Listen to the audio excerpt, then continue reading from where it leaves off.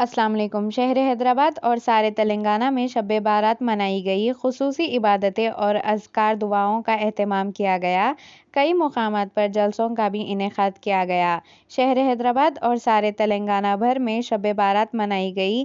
شہر کے تقریباً تمام مسجد کو روشنیوں سے منور کیا گیا اور مصلیوں کی کثیر تعداد عبادت و اذکار میں مصروف رہی۔ نماز عشاء کے بعد مسجد میں سورہ یاسین کی تلاوت کا اہتمام کیا گیا، خصوصی دعائیں کی گئی اور اللہ تبارک تعالیٰ کی بارگاہ میں حقیقت انگیز دعائیں کرتے ہوئے بندگان خدا نے اپنے گناہوں سے توبہ کی۔ مساجد میں تہجد اور صلاۃ و تسبیح کا اہتمام کیا گیا تھا اور خطبات کا بھی اہتمام کیا گیا۔ شہر حیدرآباد کے مختلف علاقوں میں جلسے بھی منعقد کیے گئے۔ شب بارات کے موقع پر نماز عشاء کا سب سے بڑا اجتماع تاریخی مکہ مسجد میں دیکھنے میں آیا، جہاں پر ہزاروں کی تعداد میں مسلمانوں نے نماز عشاء ادا کی۔ شب بارات ایک ایسی رات ہوتی ہے جس میں آپ صلی اللہ علیہ وسلم نے فرمایا کہ اس سال میں جتنے انسان پیدا ہونے والے ہوتے ہیں وہ اس رات میں لکھ دیے جاتے ہیں، اور جتنے بھی لوگ اس سال میں مرنے والے ہوتے ہیں وہ سب اسی رات میں لکھ دیے جاتے ہیں۔ اس رات میں بنی آدم کے اعمال اٹھائے جاتے ہیں اور اسی رات میں لوگوں کی مقدر کی ہوئی روزی اتاری جاتی ہے۔ اس حدیث سے معلوم ہوتا ہے کہ شب بارات کے بعد والے سال میں پیدا ہونے والے اور مرنے والے انسانوں کے نام اس سال میں لکھ دیے جاتے ہیں، جبکہ یہ چیزیں تو لوح محفوظ میں لکھی جا چکی ہے۔ پھر لکھنے کا کیا مطلب ہے؟ اس کا جواب یہ ہے کہ اس رات میں لکھنے کا مطلب یہ ہے کہ لوح محفوظ سے فہرست لکھ کر نور سے متعلقہ فرشتوں کے حوالے کر دی جاتی ہے۔ اس کے علاوہ شب بارات کی رات اللہ تبارک تعالیٰ کا حکم ہوتا ہے کہ اے فرشتوں، ہر گھر میں نگاہ ڈالو، آج کی رات کسی بھی انسان کی کوئی بھی دعا رد نہ ہونی پائے۔ جہاں اس رات کو مسلمان مسجدوں میں اللہ تبارک تعالیٰ کی عبادت میں مصروف ہو کر اپنے گناہوں کی معافی کی طلب اور موت سے پہلے بخشش کی طلب کرتے ہیں، تو وہیں دوسری جانب آج کل کے نوجوان اس بخشش والی رات پر گاڑیوں کی کرتب بازی کرتے ہوئے نظر آتے ہیں۔ ایسے ہی ایک واقعہ جو شب معراج کے دن پیش آیا تھا، 3 کمسن بچے شب معراج کی رات ڈاکٹر منموہن سنگھ برج کے ڈیوائیڈر سے ٹکرا گئے، جس میں ان کی موت واقع ہو گئی۔ اس واقعے کے بعد پورے حیدرآباد شہر کے لوگوں میں خوف اور مایوسی نظر آئی۔ اسی کے چلتے کل یعنی شب بارات کی رات کو ڈاکٹر منموہن سنگھ برج کو رات 10 بجے سے صبح 5 بجے تک بند رکھا گیا۔ پیش ہے اس خصوص میں شب بارات کی کچھ جھلکیاں۔ رحمت والی، نیکیوں والی ہمیں زندگی عطا فرما، صحت والی زندگی عطا فرما۔ اور اللہ جب آخری وقت آ جائے تیرے دربار میں شب برات میں دعا ہے، اے اللہ ہمیں مدینہ منورہ پہنچا دینا۔ زندگی کی آخری نماز ہم کھڑے ہو کر مسجد نبوی میں ادا کریں، اور اے اللہ آقا کے جلووں میں، اے اللہ آقا کے مدینے میں، نبی پاک کے جلووں میں ایمان اور عافیت والی موت نصیب فرما۔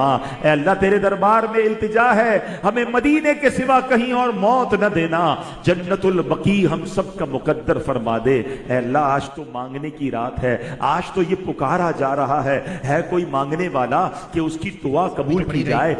کیونکہ میں سمجھتا ہوں کہ شب بارات یہ کوئی جوشیلی تقریر یا لمبے چوڑے بیان کا موقع نہیں ہوتا شب بارات، کیونکہ شب بارات تو اصل میں عبادت کی رات ہے۔ بیان اس لیے رکھا جاتا ہے تاکہ اس رات کی اہمیت کو سمجھیں اور اس رات کے پیغام کو سمجھیں، اس کے لیے بیان رکھا گیا ہے۔ لیکن خالی بیان سن کے چلے جانا نہیں ہے، جا سکتے ہیں لیکن جا کر عبادت کرنا ہے پھر، کیونکہ رات کو عبادت میں گزارنا ہے۔ حدیث شریف آپ نے سنی ہوگی کہ جیسے ہی شب بارات ہوتی ہے تو اللہ تبارک و تعالیٰ اپنی شان کے مطابق، اس کے مطابق شان تصور نہیں کر سکتے، سوچ نہیں سکتے، جیسے ہی شب بارات ہوتی ہے تو اللہ تعالیٰ اپنی شان کے مطابق دنیا کے آسمان پہ جلوہ گر ہوتا ہے۔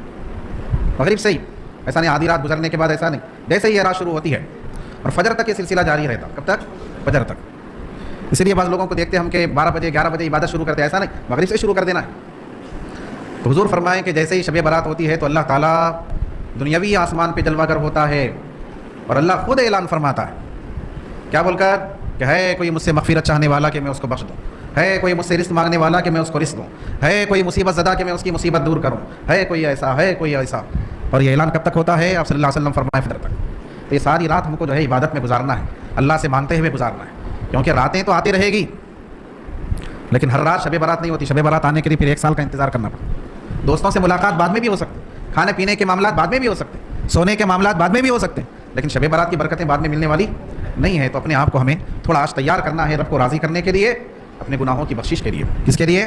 اپنے گناہوں کی بخشش، کیونکہ کون مومن چاہیں گا کہ جب مرے تو اس کے ساتھ گناہوں کا بوجھ ہو؟ ہر مومن کی خواہش یہی رہتی کہ بھئی انسان غلطی ہوتی، انسان خطا ہوتی، لیکن ایسا کچھ ہو جائے کہ اللہ معاف کر دے، ایسا کچھ ہو جائے کہ اللہ معاف کر دے. ہر کوئی یہ چاہتا ہے، یہی دعا کرتے ہیں کہ اللہ بغیر حساب و کتاب کے جنت میں داخل کر دے.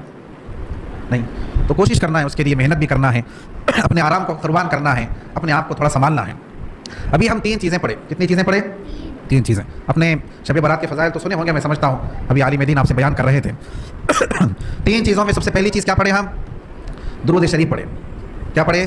درود شریف. درود شریف کے بارے میں آپ جانتے ہیں کہ حضور اکرم صلی اللہ علیہ وآلہ وسلم فرمائے کہ جو مجھ پر 1 مرتبہ درود پڑھتا ہے اللہ اس پر 10 رحمتیں نازل فرماتا ہے، اس کے 10 گناہ معاف کر دیتا ہے، اس کے 10 درجے بلند فرماتا ہے. کہنے والے صحیح بات کہے. دوسرے 2 فرشتے ہیں نا اپنے ساتھ، کرامن کاتبین جن کو بولتے ہیں. ادھر کا فرشتہ کیا کرتا؟ نیکیاں لکھتا. ادھر کا فرشتہ کیا کرتا ہے؟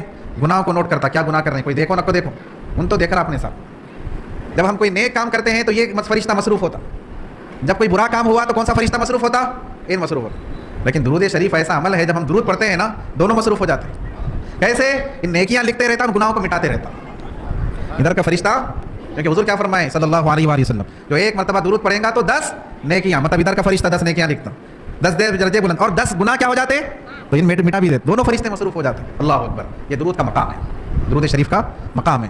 اور یاد رکھیے حضور اکرم صلی اللہ علیہ وآلہ وسلم کی حدیث ہے کہ اول الناس بی یوم القیامت اکثرهم علی صلاۃ. قیامت کے دن میرے زیادہ قریب وہ شخص ہوگا، حضور صلی اللہ علیہ وسلم فرمائے قیامت کے دن میرے زیادہ قریب وہ شخص ہوگا جو مجھ پر زیادہ درود پڑھنے والا ہوگا. دنیا میں جو جتنا زیادہ درود شریف پڑھیں گے قیامت میں اتنا زیادہ حضور کے قریب رہیں گے. اور لازمی بات ہے حضور کے قریب رہیں گے تو قیامت میں کوئی مصیبت آ سکتی، کوئی پریشانی آ سکتی، محشر کی پریشانی آ سکتے، رحمت ہی رحمت میں رہیں گے. اس کے لیے کرنا کیا ہے؟ اگر حضور صلی اللہ علیہ وسلم کا قرب چاہیے، قیامت کے دن حضور کے قریب رہنا ہے، تو مرنے کے بعد تیاری نہیں کر سکتے اس کی آپ، اسی دنیا میں کرنا. کیا کرنا ہے؟ کثرت سے درود شریف پڑھنا. کیا کرنا ہے؟ زیادہ سے زیادہ درود شریف پڑھنا. لہٰذا آج کی اس تفصیلات سے متعلق نیچے کامنٹ باکس میں آپ سب کی رائے ضرور شیئر کریں. جو لوگ ہمارے چینل پہ نئے ہیں چینل کو سبسکرائب کر کے بیل آئیکن پریس کر لیں تاکہ ایسے ہی مزید and latest update real time میں سب سے پہلے آپ تک پہنچ پائے. ویڈیو کو زیادہ سے زیادہ شیئر کریں. ملتے ہیں اگلی ویڈیو میں ایک اور نئے اپڈیٹ کے ساتھ. تب تک کے لیے اللہ حافظ.